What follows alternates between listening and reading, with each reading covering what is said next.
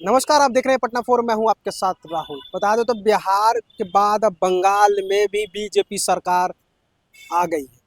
आपको बता दें तो बंगाल में टीएमसी की सरकार थी और आज मतदान का रिजल्ट आया बंगाल में और वहां पर बंगाल में बीजेपी का विजय है। इस पे आरजेडी के प्रवक्ता हैं शक्ति यादव, जो रिजल्ट को देखते हुए उन्होंने क्या बोला, पहले उनकी बातों को सुने। ठान आए हैं और लोकतंत्र के लिए काफी दुखद है। पूरी आवाम ममता बनर्जी जी के पक्ष में थी। चुनाव आयोग की भूमिका संदिग्ध थी।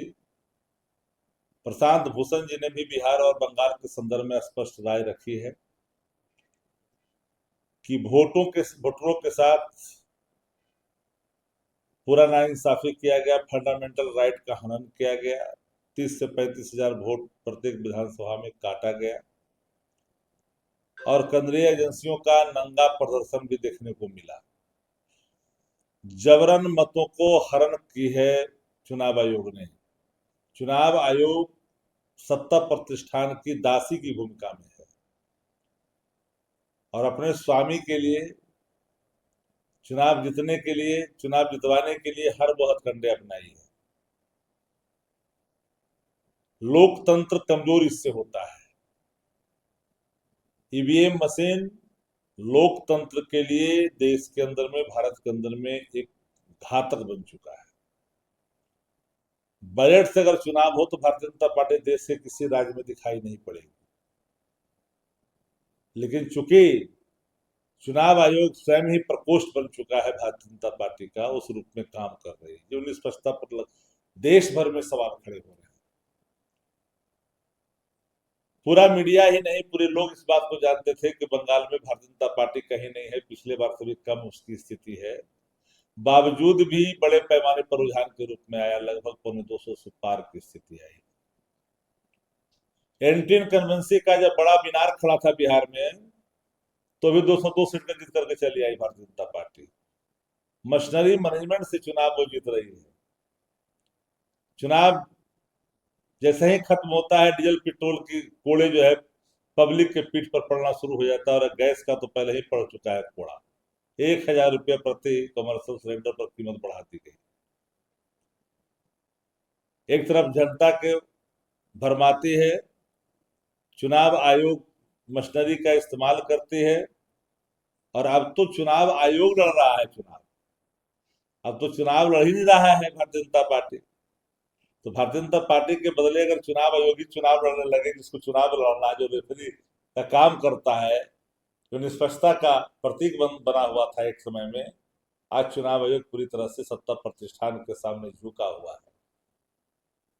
तो कोई आश्चर्यजनक नहीं था। अंदेशा उसी समय लगा था जब मतों का प्रतिशत में जब सामने खुल करके आया 90 पार, तो लोगों को लगा कि बड़ा खेला कर दिया भारतीय जनता पार्टी ने।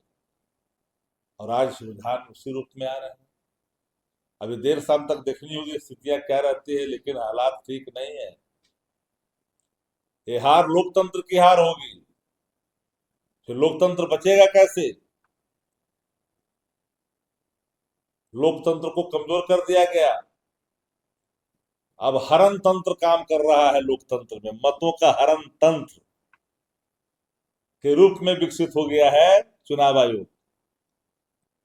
बंगाल के चुनाव के परिणाम लोकतंत्र के लिए बड़ा घातक होता जा रहा है। आने वाले कल में इस देश के अंदर में एक समीक्षा की स्थिति बनेगी कि क्या लोकतंत्र सुरक्षित रहेगा कि नहीं रहेगा। बड़े विकसित देश जिसने ईवीएम का इस्तेमाल किया था, उसने आविष्कार किया था, उसने ही बंद कर दिया, बैन हो गया।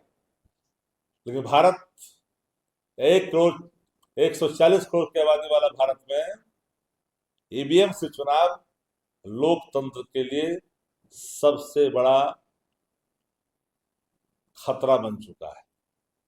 इसलिए बैन होनी चाहिए, ईवीएम बैन हो। भाजपा चुनाव अपने मुद्दों पर नहीं जीतती। भाजपा चुनाव आयोग के सहारे जीत रही है, तंत्रों के सहारे जीत रही है। उनका आरोप एक है कि जहां आप जीतते हैं वहां जन झटपट जाके कहां वोट पर दे नाम देते हैं। बता दो। झारखंड अरे वगैरह। जहां भी जीतते हो तो उसमें का प्रयोग था, नूतन नवीन प्रयोग था, अब उसमें विस्तृत प्रयोग कर दिया इन्होंने। अगर सरकार नहीं होती तो ममता जी का और हालत खराब लोग कर देता, तो लड़ी उतना, पूरा तंत्र सरकार को पंगु बना दिया, भय का वातावरण पैदा किया गया, ऑब्जर्वर टेरर की भूमिका में दिखाई पड़े, लाठियां बरसाई गई केंद्रीय बलों के द्वारा। इस तरह से चुनाव नहीं होते। चुनाव होते हैं वोटर को भयमुक्त मतदान करने के लिए, लेकिन भय के साए में मतदाता थे।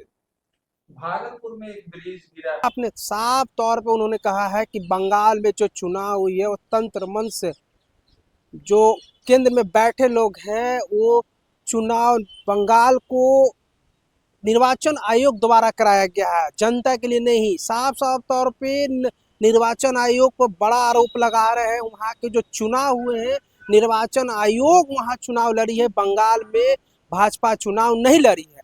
और आपकी प्रक्रिया क्या है, आप कमेंट